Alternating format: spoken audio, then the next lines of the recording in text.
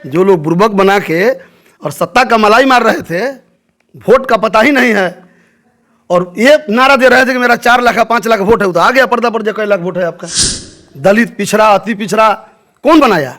हम लोग, हमारे समाज के लोग तो नहीं बनाए हैं, वही मनवादी व्यवस्था के लोग बनाए हैं। आज उन्हीं को दर्द हो रहा है।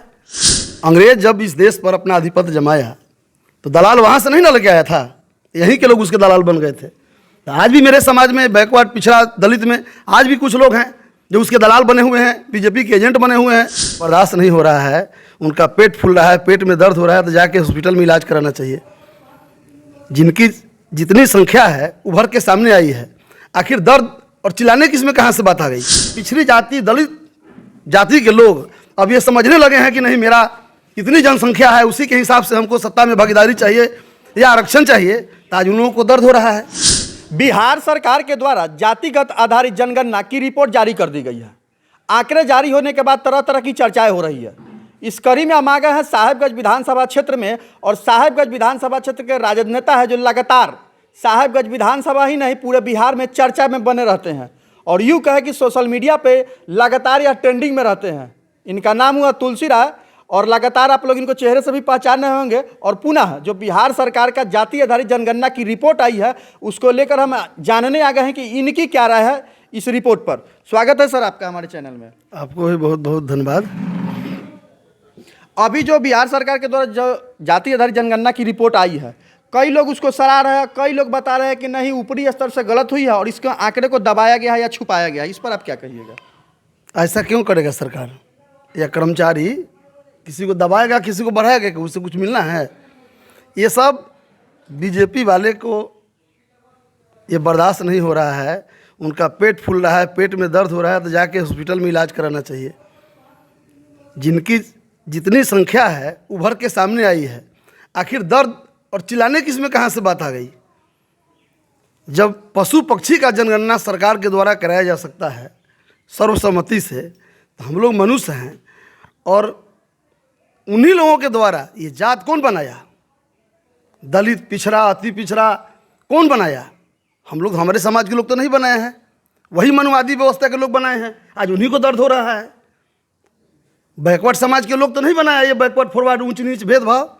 तो जिन लोगों ने बनाया इस सिस्टम को, और पिछड़ी जाति, दलित जाति के लोग अब ये समझने लगे हैं कि नहीं, मेरा कितनी जनसंख्या है उसी के हिसाब से हमको सत्ता में भागीदारी चाहिए या आरक्षण चाहिए। तो आज उन लोगों को दर्द हो रहा है। जिसकी जितनी संख्या उतनी भागीदारी मिलेगी। एकदम उसी धारा पे सरकार काम कर रही है और करेगी आगे चल के। अच्छा, बीजेपी के कई नेताओं का आरोप है कि जो अभी जनगणना हुई है उसमें लोहार जाति के जो लोग हैं इसका विरोध किए थे, अपनी उसमें संख्या नहीं गनवाए थे, फिर भी सरकार के द्वारा उनकी इस संख्या जारी कर दी गई है, कि उनका कहना है कि यह गलत है।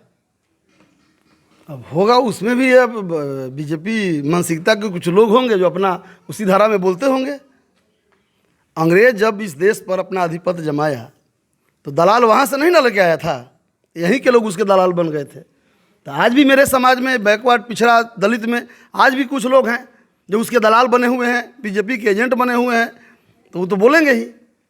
अभी जो आंकड़ा आया है वैशाली लोकसभा की अगर बात करें तो यहाँ 6 बार राजपूत और 2 बार यहाँ के 3 बार भूमिहार 3 बार रहे हैं, यहाँ के लगातार सांसद रहे हैं। और अभी इस बार जब आंकड़ा जारी हो गई है, चूंकि जो पिछड़े हैं, अति पिछड़े हैं, उनकी संख्या की और बहुमत पता चल गई कि हम कितनी संख्या में, तो क्या लगता है इस बार वैशाली लोकसभा नया इतिहास रचेगी? वैशाली ही नहीं, बहुत लोगों की राजनीतिक दुकानदारी बंद हो जाएगी।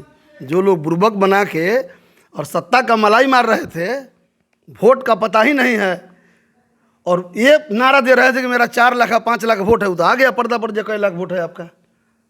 अब तो क्षेत्र वाइज सब जोड़ती हो जाएगा, सब हिसाब किताब क्लियर हो जाएगा। बहुत लोगों की राजनीतिक दुकानदारी बंद हो जाएगी इस जनगणना से। तो इस जो जनगणना की जो रिपोर्ट आई, इसके बाद जो पिछड़े समाज के जो लोग हैं वे लोग जागरूक होंगे, अपने अधिकार खोजेंगे। आज जो अनपढ़ लोग हैं वो भी बड़ा वाला मोबाइल रख ले हैं, वो लोग भी सब न्यूज़ को देखता है। आज कोई बुर्बक नहीं है, सब लोग चतुर और चालाक हो गया है, और जो लोग बुर्बक समझ रहे थे ना, अब वो लोग बुर्बक हो जाएंगे।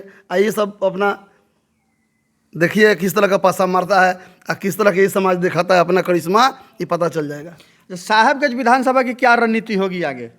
चूंकि आप लगातार ट्रेंडिंग में रहे और सोशल मीडिया से लेकर यहाँ साहेबगंज विधानसभा के सभी जगहों पे आप जाते हैं आते हैं, और विधानसभा की क्या स्थिति होगी इस अभी तो सामने लोकसभा है, इसको देखना है। और पार्टी निर्णय ऊपर के नेता तय करेंगे ना। ये झूठ मूठ के ये हवाला देने से क्या फायदा है? नेता तय करेंगे, जिससे लड़ना है उससे कौन लड़ रहा है जग जाहिर है। नेता भी समझते हैं, बिहार के लोग भी समझता है, और क्षेत्र की जनता भी समझ रही है। और जनता का काम कौन कर रहा है? अब किसको कौन रोका है? कल से आप ही कैंडिडेट हो जाइएगा तो यहाँ पर कौन रोकने वाला है भाई? सबको इच्छा है, सब लोग घूम रहा है, अच्छी बात है। लेकिन पार्टी नेतृत्व तय करेगा लड़ाई कौन लड़ेगा और कौन नेता होगा यहाँ का। चलिए, हमारे साथ थे साहेबगंज विधानसभा क्षेत्र के राजद नेता तुलसी राय थे, जिन्होंने बिहार सरकार के जाति आधारित जनगणना की जो आंकड़े जारी हुए उस पर अपनी राय रखे। आप लोग भी कमेंट बॉक्स में आइए, अपनी प्रतिक्रिया रखिए कि क्या लगता है आपको, बिहार सरकार के द्वारा जो आंकड़े जारी की गई है वह आम हित के फायदे में है या आम हित को नुकसान पहुंचा जा रही है। आप मुजफ्फरपुर फर्स्ट देख रहे थे, मैं मुन्ना कुमार। मिलते हैं फिर अगले अपडेट में एक नए मामले के साथ।